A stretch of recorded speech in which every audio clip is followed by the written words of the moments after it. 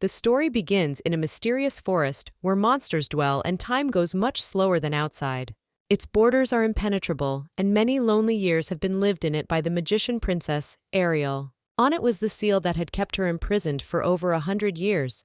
But the girl was almost always asleep, and so the time flew by without a moment's notice.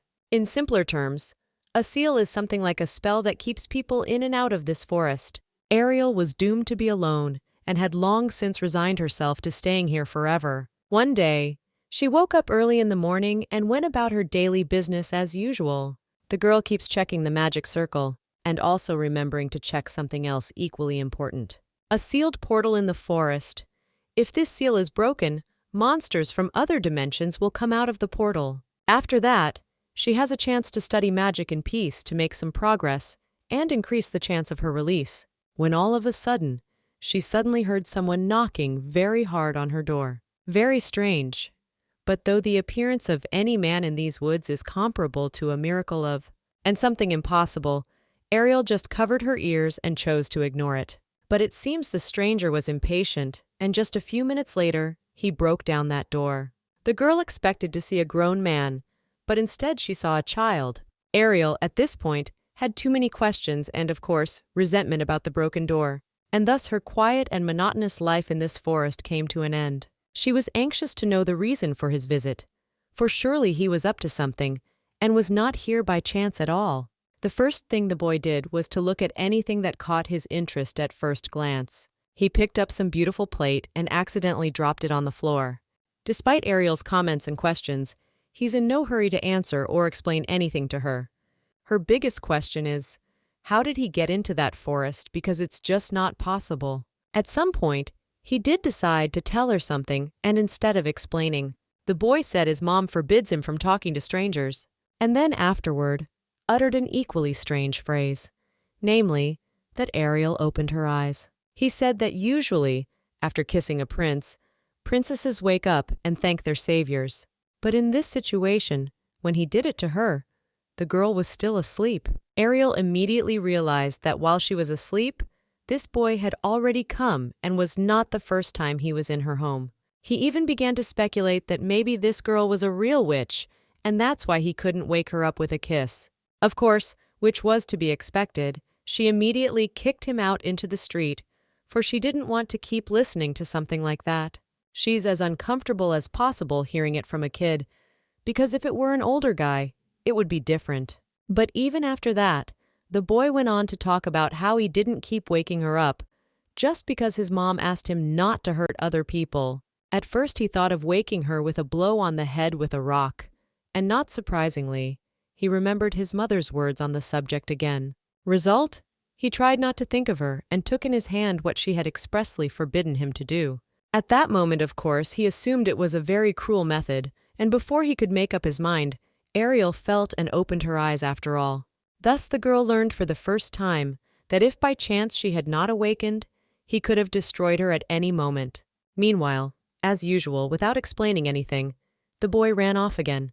The girl had stopped being surprised by his strange behavior and realized that she couldn't kick him out of the house and make him never want to come back here again. Once outside, he began to explore around and quickly concluded that this place was filled with the magic of a great sorceress.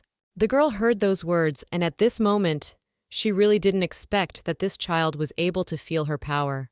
With every word he says, she becomes more and more convinced that this child, he's special. Ariel pretended not to know what she was talking about and was surprised by the information to hide her capabilities. But at the same time, she had an even greater desire to know how people from the outside world, with a time difference of over 100 years, can recognize the presence of magic, and even more so, penetrate the mysterious forest where ordinary people have no access. We can only hope that sooner or later, she'll find out the answers to her questions and realize what this boy is capable of. Meanwhile, he started talking over some ancient ruins and magical artifacts. And I saw magic circles with the power of the strongest sorceress left in them. That is, Ariel.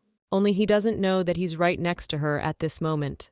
The girl is trying hard to hide the fact that it's about her, because if anyone from the outside world were to become aware of her existence and abilities, who knows? what kind of consequences and reactions she will have to face. Meanwhile, watching this child, Ariel noticed that the magic of the forest seemed to welcome the powerful wizard. But could it be that this phenomenon might not have happened by chance, and this boy, as she supposed, a special? When all of a sudden, he suddenly felt something and said he had to leave right away. But Ariel got suspicious and decided to follow him, so she caught him at the magic circle. But at that moment, judging by his reaction, it was immediately clear to her that this could definitely not be a coincidence. To explain why he stopped at this place, the boy made up a legend that he was just interested in the patterns. But before he could finish his sentence, the magic circle began to glow very strongly and react to his presence. As it turned out, so he just teleported to another place, surprisingly not afraid to do it in front of her. Ariel clearly didn't expect to see something like this, and didn't think she would see it with her own eyes. The boy used a magic circle, which means he also has magic. But the thing is, only the best wizards can use this circle, which means that despite his age, he's much stronger and smarter than his age would suggest. After a while, the girl tried not to think about it, and decided that if he decided to tell her something himself, she would be happy to hear him out. And she'll try to stay out of something that doesn't concern her. How suddenly, due to her lack of mood and lack of understanding of what was going on, she decided to turn her anger to the tree. She ordered him to stop pretending to be a regular tree and start stopping such guests.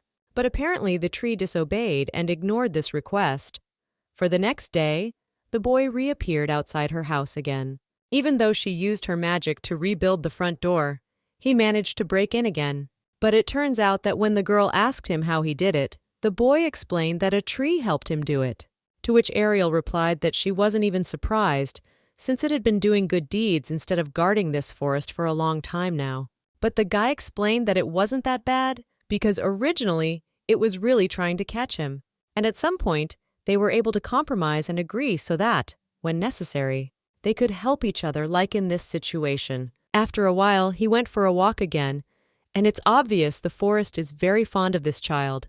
He usually reacts badly to any strangers. But for some reason this boy is the exception, and it's no wonder that's why. Ariel senses a great magical power in him. It shines so strongly that any person who feels magic will rub their eyes from the unbearable brightness, which is what happened to the girl when she first saw it. Though she doesn't know everything about him yet, she can see that the forest is clearly interested in the magical power that overflows from him. But she doesn't hide her displeasure because instead of protecting her home, the forest has other things on its mind. They have a duty to chase away trespassers, not play with a child and get distracted from their duties. Because at that moment, some villain could take advantage of their inattention and break into her home or damage the environment. At one point, Ariel didn't notice at all as she began to watch him, and quite by accident she saw that there was some barely perceptible mark on his neck. It immediately caught her attention. She started to have a lot of thoughts and assumptions about it, because from the looks of it, it looks like a punch or a cut of some kind, and she was able to see and conclude that this footprint was not very fresh. Therefore, it can be assumed that someone is beating the child on a regular basis, and it could be someone in his family. But would Ariel risk asking him that question and wondering if he had a problem with it, that she could help him with, or at least give him some advice? How suddenly, the girl realized it was none of her business, and not worth creating a misunderstanding for no reason. She compared it to a puppy that just came to play in her yard. That way, it will be much easier for her to ignore the situation and not pay attention to other people's problems. But as a result, she couldn't help herself and kept looking back at him. And at that moment, he noticed her look and realized that all this time, she had been peeping and watching him. The baby would grow up and forget about it altogether. Ariel thought things would soon calm down again. But things turned out very differently after a while. He came to her house again, and when she looked at him, she didn't expect to see him like that, and she was really scared. He was wearing torn clothes and had a lot of scratches all over his body. Obviously, someone could have attacked or beaten him up. So the girl couldn't ignore his wounds any longer and decided to fix it. A mother and child from the imperial palace, where everyone ignores them and purposely pretends not to notice their presence. The helpers consult whether to greet him this time or not. But as usual, they just ignore his presence and do it on purpose. Even when he approaches them or asks them something, they continue to ignore him. As far as the rest of the people around him are concerned, the situation is no better. Like his half-brother Frederick, he's always calling him names and trying to lower his self-esteem. Not a day goes by that he doesn't beat him up or do something like that. Brian is used to putting up with his family's abusive behavior, and unfortunately there's nothing he can do about it for now. The guy's not hiding it from Ariel, but at the same time, oddly enough, he's trying to justify his brother, and says it's not his fault because if Brian had reacted in time, he would have been able to defend himself. And after that, the girl even thought she had heard it, for the boy had said that he had destroyed his brother's horse. It turns out it was after Frederick wouldn't stop bullying him, and Brian wanted to get rid of him. And at that moment, he remembered his mom telling him not to do it. As a result, he had a plan to get revenge on his brother when he was in the woods. The boy had purposely pulled the rope between the two villages so that they would snag, and someone hit the... He just wanted to hurt his brother a little, but when his parents thought it was his horse's fault, they destroyed it. I can see why Frederick dislikes his brother so much and treats him even worse than before. As it turned out a little later, according to Brian, he has no intention of stopping and plans to come up with something else, because sometimes he wants to get back at his brother so badly that he feels like he's in his brother's shoes. Ariel, of course, knew that some siblings could have a bad relationship with each other, but she didn't think it could be that serious. He admitted that to this day, he's sticking to his promise and putting up with it until he's an adult and doing what he wants to do, but his smile at that moment makes it clear that in the future, he may grow up to be a real villain who will avenge his suffering. Anyway, it's very good that his mom put a lot of effort into his upbringing, and because of that, Brian is very patient in sticking to his promises. Ariel became very curious and asked what he was doing now and where his mom was, to which the boy replied that some time ago she died. Her last words were a plea not to destroy people, and especially at a young age, so he's sure there's no situation where he wouldn't honor her wish. Surprisingly, the moment the boy spoke calmly on the subject, Ariel could barely hold back from crying. She has no idea how hard it can be for him without the one person who loved him and supported him in every situation. I'm sure the boy could have been even better if his mom had lived a little longer. He'd feel her support, and maybe he wouldn't think about getting back at someone for something. After that, the girl decided to change the subject and asked about the scars she couldn't help but notice. But at that moment, the boy's attention was focused on the candy she'd brought for him. And yet, he began to remember all the times his brother had been too violent and not in control of his aggression. He kept reminding him about the horse and his broken leg after the incident. But as usual, Brian didn't even think of apologizing, but instead regretted it, that he'd hurt his brother too badly, and hinted that next time he'd do something more serious. At that moment, his brother did not hold back, and without thinking, decided to punish him for these terrible thoughts and intentions. Frederick, as if he had forgotten about his leg, he walked up to his brother and decided to hit him very hard. Surprisingly, he did it. Brian didn't have time to react in time to defend himself. When the assistants heard the loud noises, they couldn't pass by and decided to see what was going on in that room. Each time, they were more and more amazed at the terrible relationship between the brothers. But at the same time, we realized that there was no way to influence or fix it. And of course, most of those around him always support Frederick more than his brother, because he's the son of one of the maids and they think he's a prince in name only. They're so sure because they've never seen a child interact with their father before. At the end of the contest, he had to lose because he didn't want to break his promise to his mom. He is willing to endure terrible pain and look weak in the presence of others, although in reality, sometimes it is too unbearable. If he wasn't thinking about his mom, he'd have gotten revenge on his brother a long time ago and done what he thought was fair to him. He suddenly raised his head and looked straight into the eyes of his opponent. But surprisingly, judging from his gaze, he was clearly up to something. Frederick was frightened, because he had expected a very different reaction from him, and thought that after this contest, Brian would not be able to even talk.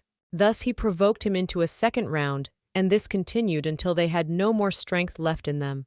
By the looks of it, Ariel finally learns that the reason he's being bullied is because of his mother's background. No one cares that he is constantly beaten and insulted. He was left all alone after her death and has to endure it alone. So the girl asked if there was anyone left to take care of him, to which the boy replied that there were helpers. They give him clothes and other things, but according to the girl, it doesn't mean they are doing it sincerely, because that's their job. Meanwhile, the boy had finished his candy and immediately afterward asked if there was anything else. Ariel turned his attention to the remaining candy and offered to pick any of them for him to choose from. Judging by his joyful reaction, the guy hadn't tasted something like this in a long time, and since the opportunity had come up, he decided to take it. After that morally challenging conversation, Ariel realized a lot, like why he stayed so long in the woods and kept coming back to play with someone. One reason, there's just no one watching him, and two, it's the only way to get good vibes and enjoy the moment.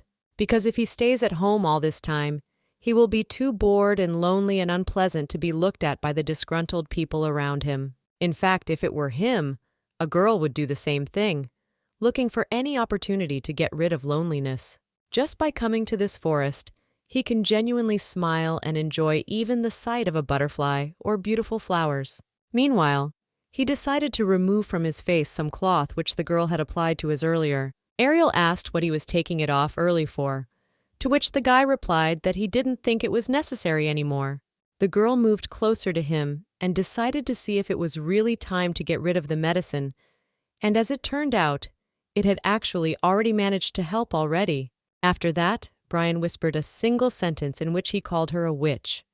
Hearing these words, the girl explained that he was wrong, to which the guy asked how she could prove that what he said was really wrong and had nothing to do with reality.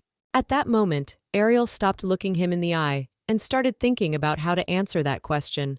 The boy noticed her agitation and began to suspect that she had something to hide from him and most likely didn't want to tell him about it. She can't admit that she is the same great sorceress who lived hundreds of years ago and is still alive. As a result, the girl decided to withhold this information, and instead of giving him detailed information about herself, she simply told him her name. She thinks it's the best option to avoid a lot of questions and possible trouble. As a result, he reacted completely calmly, but it is possible that he continued to suspect her of something. Maybe he just figured he could confirm his suspicions a little later, and it would be better than forcing her to confess something and causing a conflict. After that, they changed the subject again. Ariel said that from now on, she would be happy to greet him whenever he wanted to come visit or if there was any problem.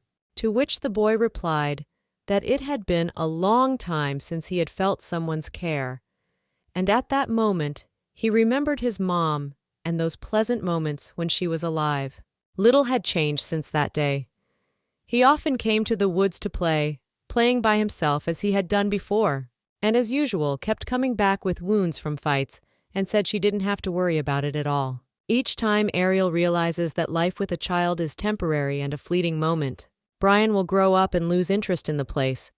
But in the meantime, she'll do whatever she can to keep him happy and make him feel supported by her.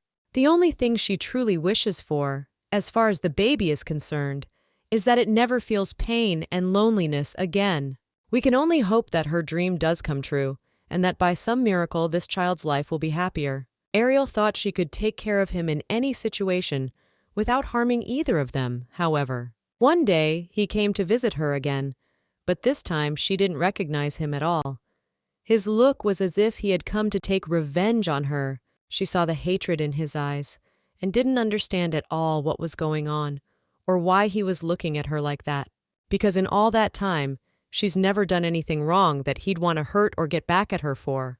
We can only hope she just made it up and misunderstood what was going on, because up until that point, everything was fine. At the same time, despite her intense fear and apprehension, Ariel decided to approach him and find out what was wrong and how she could help him. The same second, she had the sudden thought that perhaps he had gotten revenge on his brother after all, or had destroyed someone who had been too much to him to. It is very interesting to hear some explanation from him, for so far, judging from his look and appearance, a great many thoughts and suppositions are emerging, which are clearly not calming and are making the girl more and more nervous by the second, especially considering the fact that she knows his situation and might assume he just didn't have the patience and decided to get revenge on someone after all. It was to reassure Ariel. He explained that he was fine, though in fact it didn't reassure her at all, but instead only made her angry. He's gonna delay telling us what happened and why he's covered in blood. At this point, he did hint that it was about his brother, but still that information was too little and not enough. It turned out he was bragging to him about his new horse, and that's where it all started. He was just walking around the palace grounds yesterday, and at one point, his brother stopped him to show off his new horse. Even at that moment, he turned to him insultingly and jokingly asked if Brian was so cruel that he would destroy her too. After hearing this conversation, the helpers came up to them and warned the brothers that they should not be near this horse without adult supervision, as it was not trained yet, and at any moment, she could run away or start behaving in such a way that they can't hold her back or order her to stop like they did before. As a friend, apparently to show his importance, he began to beat the new horse, and at the same time with a smile in his brother's eyes. He hit her so hard that this pain the horse felt at that moment is simply impossible to imagine. It was really too cruel. She reacted immediately and started to distance herself from the owner, who, judging by her behavior, did not take into account the fact that she might retaliate and hit him back. Brian looked into her eyes and realized that this blow was so strong that at any second, something unpleasant could happen that Frederick was clearly not prepared for. As it turned out, it was as if the boy had sensed and foreseen that at that very moment, because of the unbearable pain and the unbelievable blow, she would simply not be able to bear it. The horse instantly stopped making any sounds and began to fall to the floor, losing consciousness, its neck so damaged that it had no chance of surviving. She just died, and it's a shame that it happened that way, because if someone could have thought about it beforehand and not acted so rashly, things would have been very different. As a result, Brian got very dirty, for he happened to be standing too close to where she had fallen. In fact, he's very surprised that the horse didn't react in time to take revenge on his master. In any case, it proves once again that Frederick is not as strong as he tries to appear to be, because if he was, he wouldn't have to prove anything with a giant horse to his brother and everyone around him. After that, he still decided to hint to him that next time, he should think carefully before doing something like that. He really should be more careful and learn how to treat animals properly.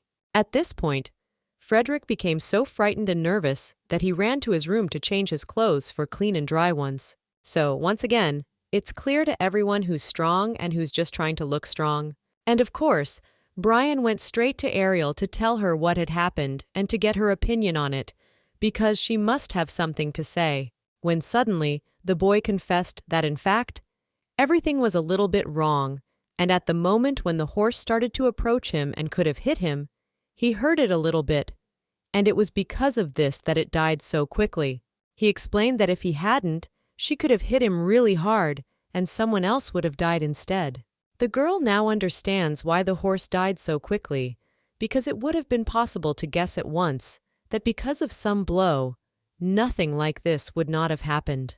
And of course, lest he feel guilty and blame himself for what happened, Ariel praised him for the fact that even in an unforeseen situation, he thought of his safety and was able to react quickly. She said she was very proud because he was not afraid to attack first when there was a risk and had to make the right choice very quickly. Afterward, she asked him to stop thinking about it and offered to clean him up, namely, to take a shower and wash his dirty clothes.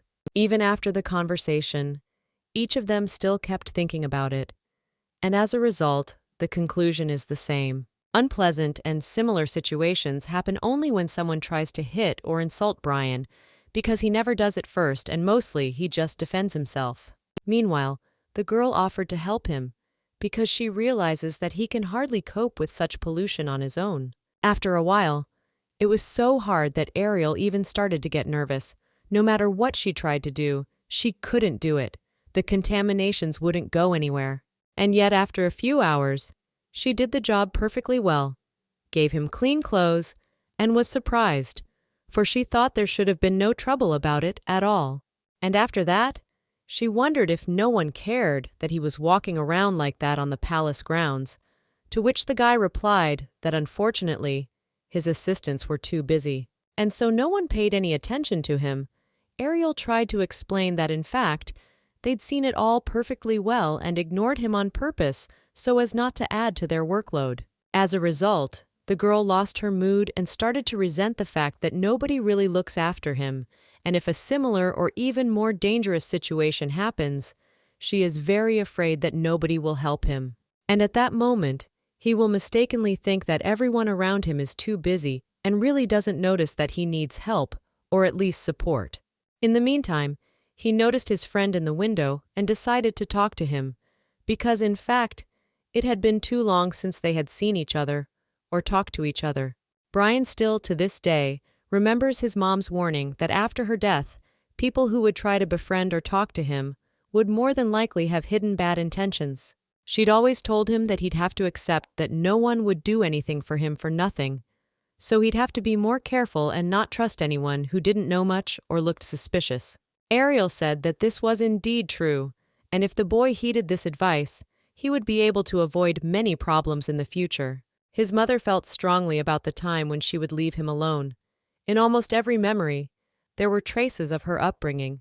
The child is left even without his helpless mother, and it is not known how he will cope with the abusive environment, for surely as a result of such conditions, it will be difficult for him to remain as he is now. Unfortunately, he has no friends or acquaintances who could replace her, or at least protect him in those situations when necessary. Surprisingly, despite the complexity of what's going on, he hasn't become a villain yet, and still has some of the goodness his mom taught him. We can only hope that he will be able to overcome all these difficulties and make it so that after a while, no one will allow themselves to treat him badly. Because if he doesn't succeed, it can only get worse over time, and when he grows up, the insults will be more cruel and unpleasant. So now it is really important not to give up and not to stop believing that after some time, everything will be fine, and there will be only those who are worthy of it in the environment.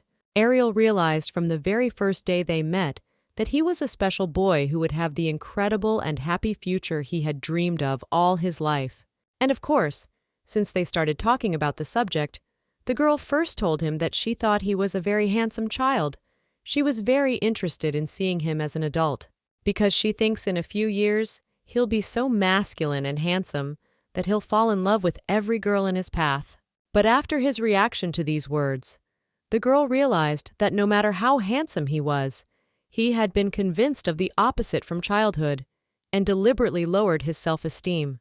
He probably doesn't even know what incredible beauty he possesses, especially with his eye and hair color.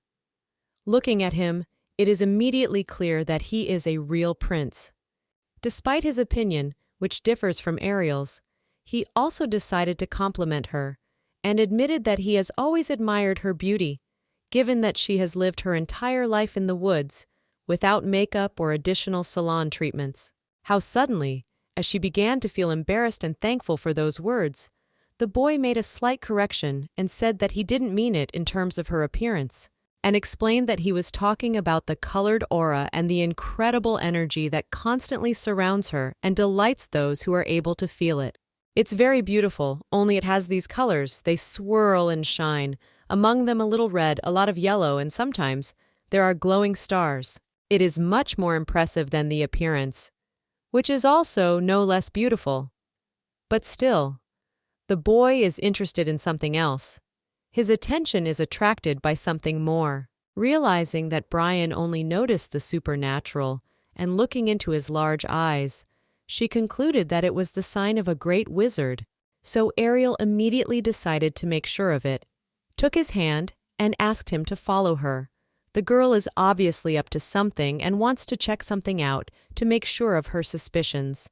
Meanwhile, she took him outside, showed him a drawing of a circle in some book, and asked him to memorize its shape, and then asked him to connect the colors into a circle like the one shown in the book. But it doesn't seem to be the first time he's seen something like this and understands what it is. All he has to do is connect the little red dot to the green dot and add magic. If he can see the magic lines, he won't have to learn magic theory and go the hard way. It would be enough to connect a few dots in front of the eyes, and the magic circle would build itself. Brian was not confused, and did it right the first time, as if it was not the first attempt already, which means that if he starts doing it more professionally, he'll make a real magician, because he's obviously had the basic knowledge since birth. Despite his amazing abilities, when he does something like this, he sees it as a fluke, and it's because of insecurity. If he didn't think all the things he constantly hears from those around him about himself, Brian could have been incredibly successful a long time ago. He does not yet realize what he is capable of and constantly underestimates his capabilities, but it will take a lot of effort and time for him to correct this. Meanwhile, Ariel can't believe what he sees with his own eyes.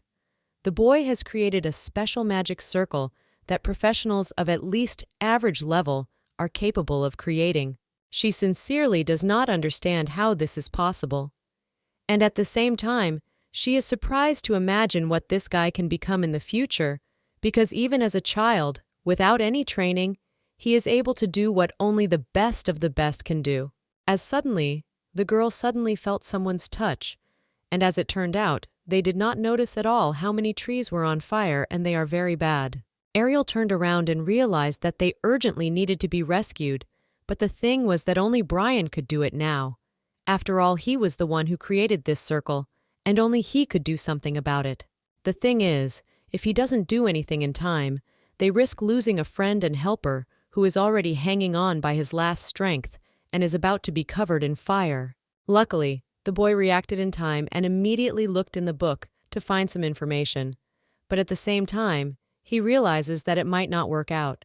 He tries something for the first time, counting only on information he sees in front of him for the first time in his life, but still, it didn't stop him.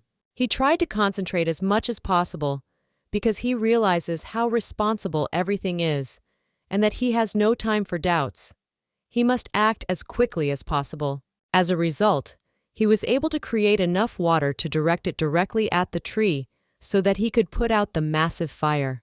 The tree was completely in the water, and it was quite enough. It felt incredibly relieved and pleasantly cool. After that, the girl went over to the tree and they started looking at the baby together. They don't understand how to comment on something like that and how to react to it. Ariel could never have thought that a kid who had never done it could create something that only professionals could do. And in some cases, even professionals aren't capable of such a thing. She had no other words but to praise him and say that he was a true genius who had been a genius since birth, except that it was a pity that those around him had not helped him to develop this talent. In her opinion, meeting a wizard with such potential in the sealed forest is definitely fate, and she should seize the opportunity. Ariel got greedy, wanted to raise a child with great talent, and made choices she shouldn't have made. Meanwhile, she just hugged him and got really excited and started thinking of different ways he could help her out. On the one hand, she realized that she had no right to use his abilities to her own advantage, much less to correct his character. But on the other hand, the dark side of her was always trying to convince her that character wasn't the most important thing. It was the magic that would get her out of the woods after a while. But at the same time, she didn't forget something important. Time passes very slowly here, and if the boy stays here for long, he will grow up slowly. Whereas in normal world conditions, it could grow within a few years. Here, it would take more than 10 or 15 years to do so.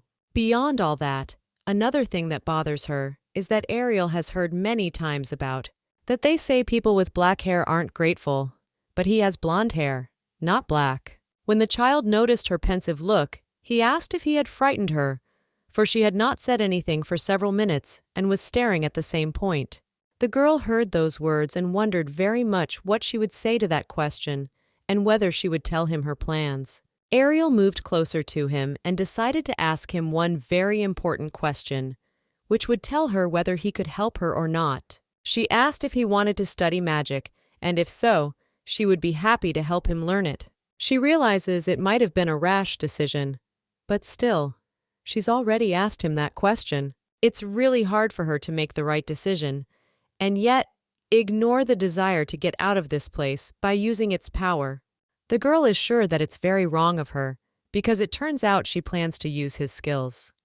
And as a result, she heard him agree, and decided that if it was the wrong decision, after some time, she would explain why it was so important to her.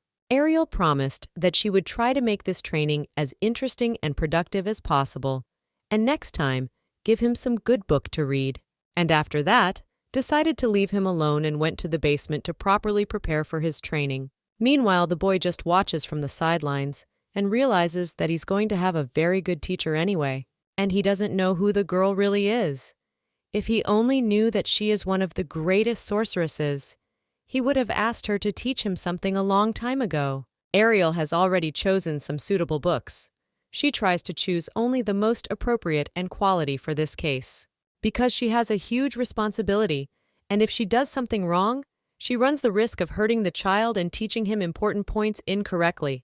Meanwhile, she called him into the room and asked him to look at the contents of this book, but what was unexpected was that he could not make out what was written in it. Ariel thought that he just couldn't read, although recently he had read the most complicated formulas and created a magic circle. Obviously, the problem was something else. As it turned out a little later, last time, he was guided by pictures and created it with them. And as it turns out, he really can't read. The girl wondered if he didn't have any tutors coming over, to which Brian replied that they had stopped coming since his mom had died. Unfortunately, she was again convinced that all the difficulties and problems in his life come from his family's origins. It's not at all surprising that for those who wish him ill, it's the perfect way to bully a child and make him into what he has become. They purposely don't train him so he can't run anywhere even as an adult and still think it's all his fault. So Ariel is determined to ruin that plan and not let anyone dare harm his future. She can only do this if the boy has a sincere desire to learn and doesn't miss a single class. He should realize that his future really depends on it and what he will become, and whether he will be left to suffer from the bullying of others. To make it at least a little easier for him, she decided to start with basic books that would teach him to read and learn letters, because it would be very difficult without that. The fact that the child only knows modern letters, but not the ancient language, which is 1,000 years old, he still doesn't understand why she is trying to teach it to him. Meanwhile, the girl is already in the basement and is carefully trying to choose the right books that will help to learn the ancient language.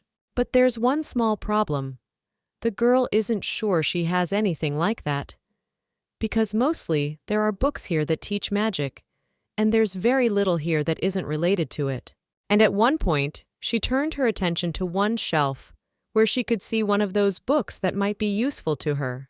It turns out that this is not only an instructional book for beginners, it has a lot of pictures and explanations in simple words that absolutely any beginner can easily learn and understand. It has all the necessary and useful things that can be useful during the classes, so she finally has hope that she will succeed and realize her plan.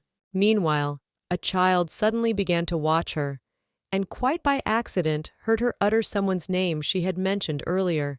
Brian wasn't shy and decided to ask her that question. He had been wondering for a while now who Daniel was, and why she had mentioned his name then when she had given him clean clothes a while ago. He even had thoughts that the girl might be hiding something from him, and maybe she wasn't the only one living in the house like he always thought she was. He just started to look her in the eyes, but he did it like Ariel was deceiving him and hiding something. Hopefully she wouldn't hide it from him and would answer him on that one.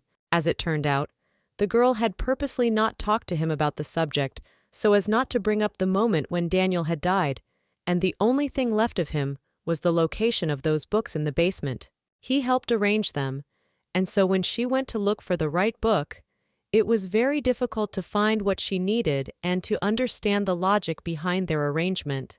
Brian realized that it was best not to continue talking about this topic, so he simply turned his attention to this huge room, to which the girl replied that it was a collection of things she didn't usually read here. She promised that if he was that interested, once they got the basics sorted out, she'd let him read the rest of it.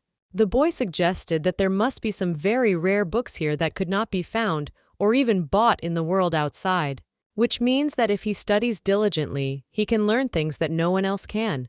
Not in this world, not in the world outside. Anyway, you have to start at the very beginning. The girl has provided him with a book with different pictures, and because of this, he should be more interested in learning everything and not get tired of the lessons. But even still, Ariel is still confident that this won't be a problem.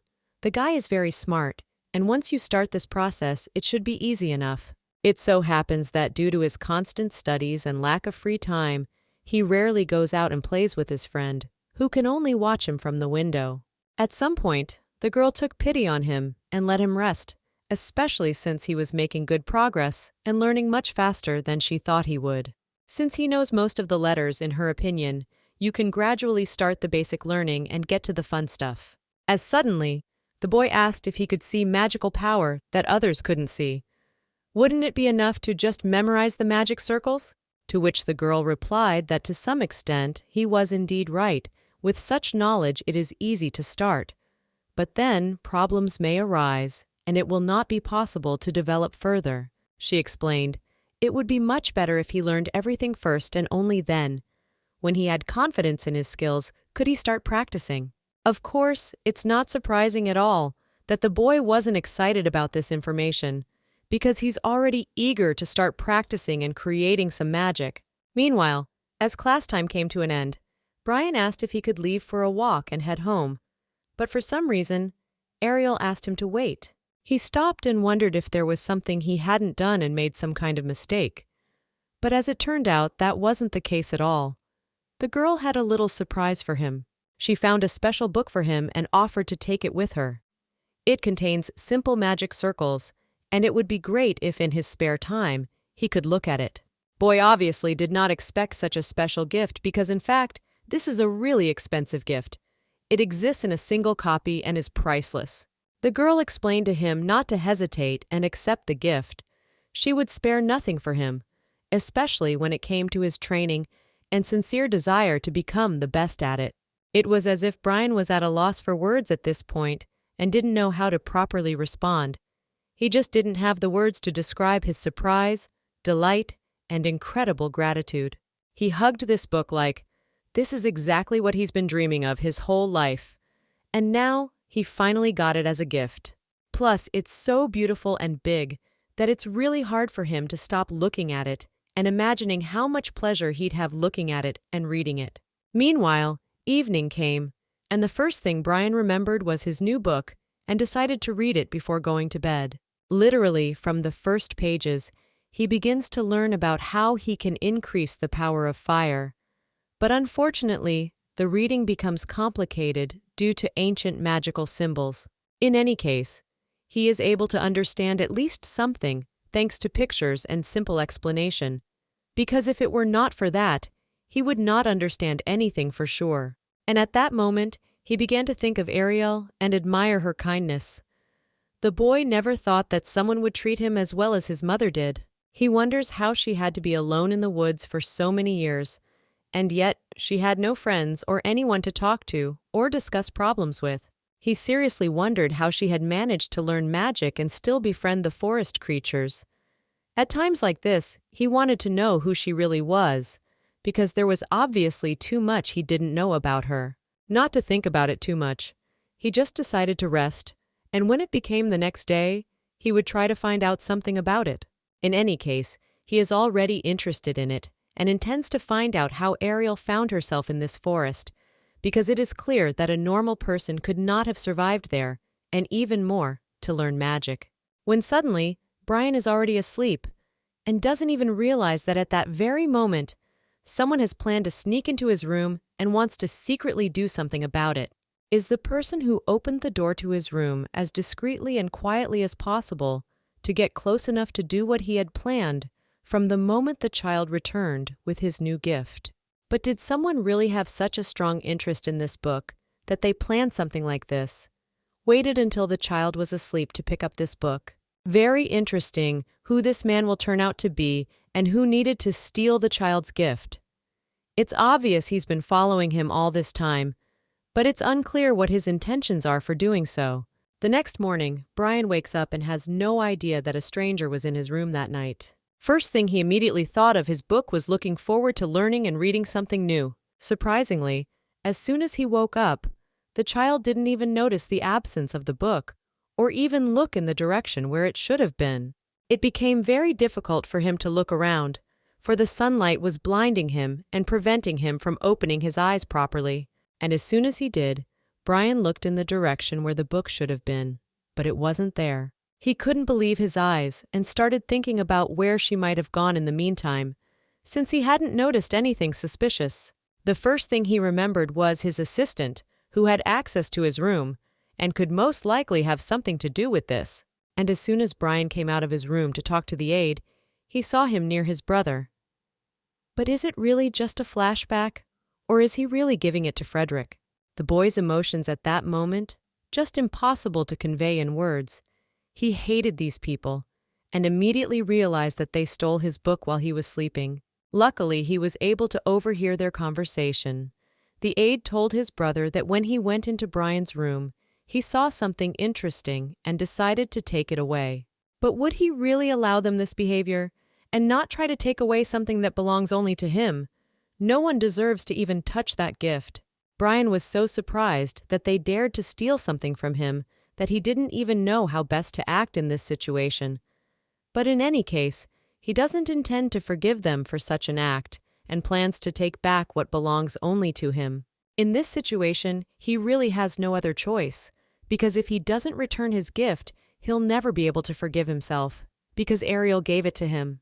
At this point, it's spotted by these two, and it's very interesting how they'll react to it, and how they'll explain what this book is doing in their possession, and how it came to be in their possession. Looking at his brother, Frederick immediately realized that the fact that he had picked up the book was a very serious mistake that could not be undone. Brian looked at him like if he didn't get that book back now, he was going to destroy every single one of them, and wouldn't even think of doing otherwise or feeling sorry for anyone else. Frederick has no idea how serious it is, and how much he might regret this act. The same goes for his assistant, who let himself get into someone else's room and steal something. Judging by the look on the boy's face, it's hard to know what he's capable of and how he's going to act in the situation, because he won't allow himself to go back to Ariel without the book and tell her that he didn't even try to get it back. It's very strange, but Frederick doesn't even try to explain or apologize to him, which wouldn't hurt, because he's really guilty and should admit his guilt. Instead, he began to gradually back away and tried to run away to avoid conflict and not have to fight over this book. As soon as he started running to his room, his brother yelled at him and ordered him to stop immediately. Otherwise, he would regret it very much, and the punishment would be doubly worse. Brian didn't notice at all that when he was trying to stop his brother, the deputy as well, was trying to escape the place and go unnoticed.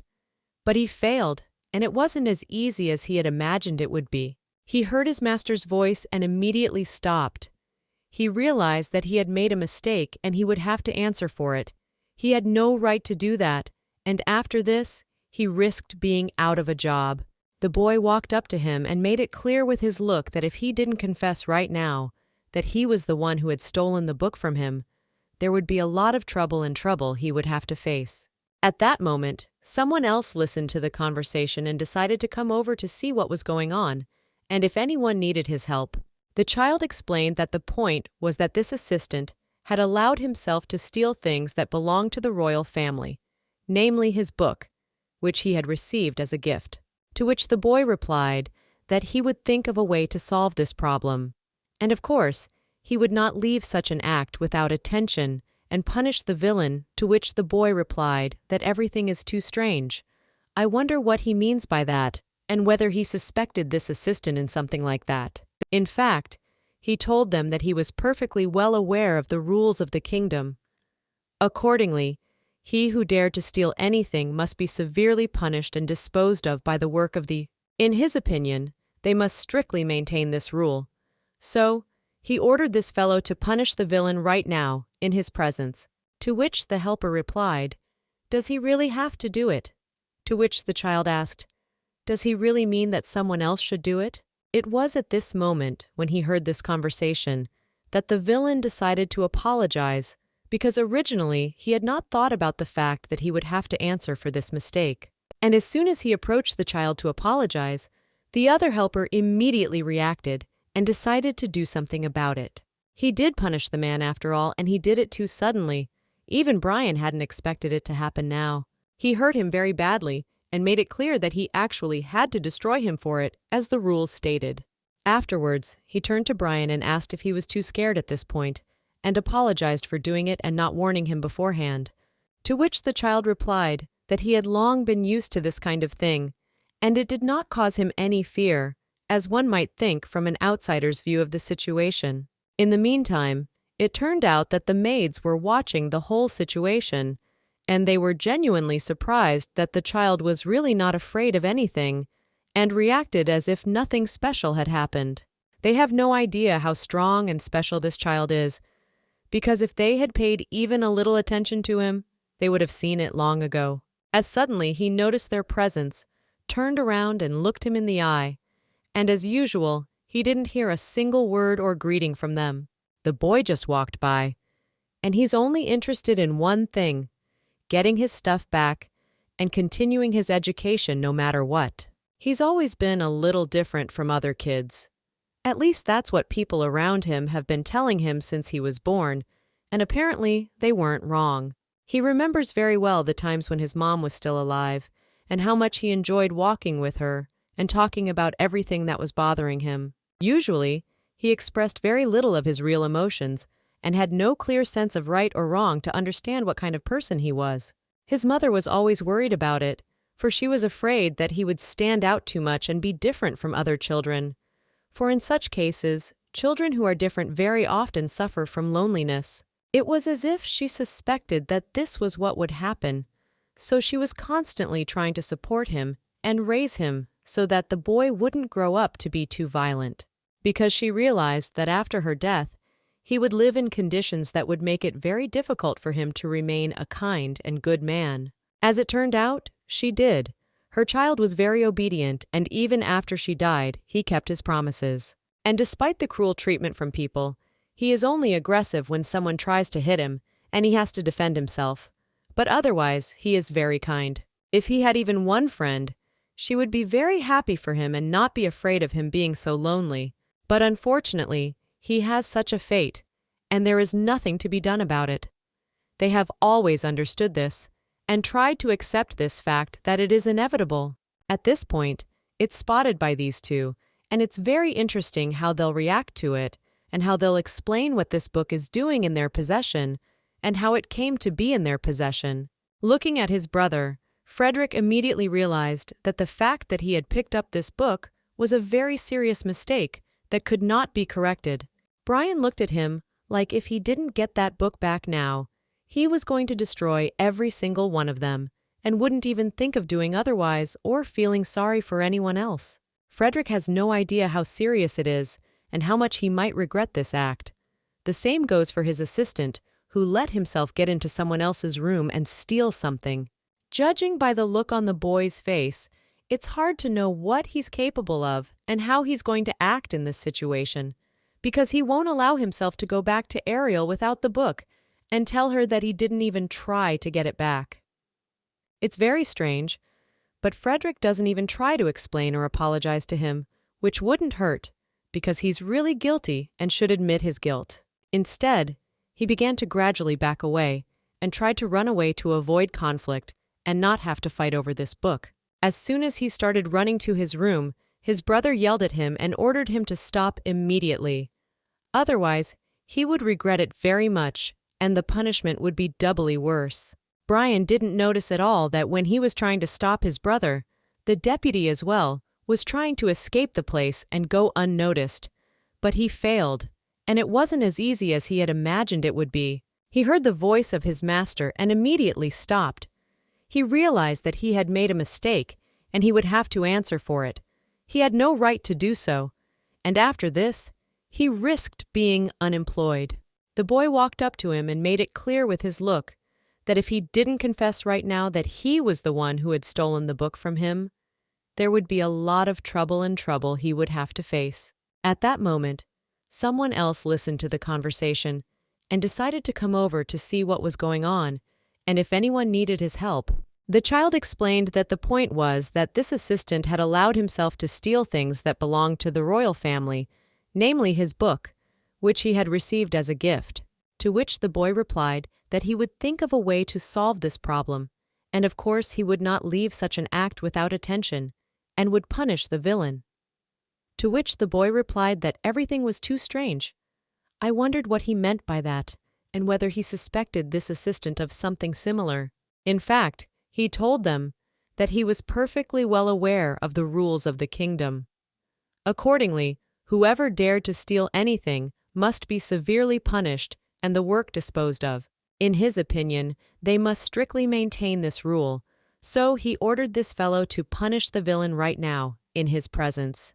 To which the helper replied, "Does he have to do it?" To which the child asked, "Does he mean to say that someone else should do it?" It was at this moment, when he heard this conversation, that the villain decided to apologize, because originally he had not thought about the fact that he would have to answer for this mistake. And as soon as he approached the child to apologize, the other helper immediately reacted and decided to do something about it. He did punish the man after all, and he did it too suddenly. Even Brian hadn't expected it to happen now. He hurt him very badly and made it clear that he actually had to destroy him for it, as the rules stated. Afterwards, he turned to Brian and asked if he was too scared at this point and apologized for doing it and not warning him beforehand. To which the child replied that he had long been used to this kind of thing, and it did not cause him any fear, as one might think from an outsider's view of the situation. In the meantime, it turned out that the maids were watching the whole situation, and they were genuinely surprised that the child was really not afraid of anything and reacted as if nothing special had happened. They have no idea how strong and special this child is, because if they had paid even a little attention to him, they would have seen it long ago, as suddenly he noticed their presence, turned around and looked him in the eye, and as usual he didn't hear a single word or greeting from them. The boy just walked by and he's only interested in one thing, getting his stuff back and continuing his education no matter what. He's always been a little different from other kids. At least, that's what people around him have been telling him since he was born, and apparently they weren't wrong. He remembers very well the times when his mom was still alive, and how much he enjoyed walking with her and talking about everything that was bothering him. Usually, he expressed very little of his real emotions, and had no clear sense of right or wrong to understand what kind of person he was. His mother was always worried about it, for she was afraid that he would stand out too much and be different from other children. For in such cases, children who are different very often suffer from loneliness. It was as if she suspected that this was what would happen, so she was constantly trying to support him and raise him so that the boy wouldn't grow up to be too violent, because she realized that after her death, he would live in conditions that would make it very difficult for him to remain a kind and good man. As it turned out, she did. Her child was very obedient, and even after she died, he kept his promises. And despite the cruel treatment from people, he is only aggressive when someone tries to hit him and he has to defend himself, but otherwise he is very kind. If he had even one friend, she would be very much happy for him and not be afraid of him being so lonely. But unfortunately, he has such a fate, and there is nothing to be done about it. They have always understood this and tried to accept this fact that it is inevitable